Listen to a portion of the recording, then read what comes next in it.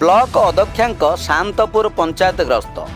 आज कटक जिला निश्चनकोइल ब्लॉक अध्यक्षा श्रीमती रोजी सेठी यही ब्लॉक अधीन शांतपुर ग्राम पंचायत ग्रस्त आसी यही पंचायतर विभिन्न निर्माणाधीन और नवनिर्मित प्रकल्पगुड़ी बुली देखिचंती।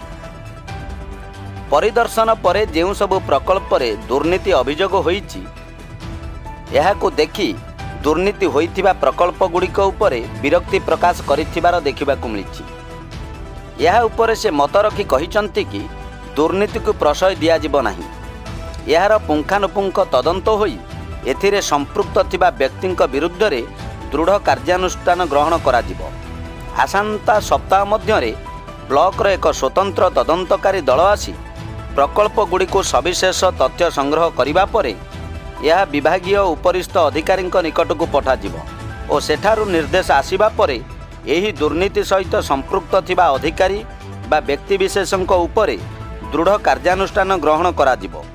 एही ग्रस्त समय रे शांतपुर ग्राम पंचायतर समिति सभ्य श्रीजुक्त विश्वनाथ नायक अध्यक्षांक सहित उपस्थित थिले। कटक निश्चनकोइल अमिताभ महापात्रंक रिपोर्ट न्यूज A7।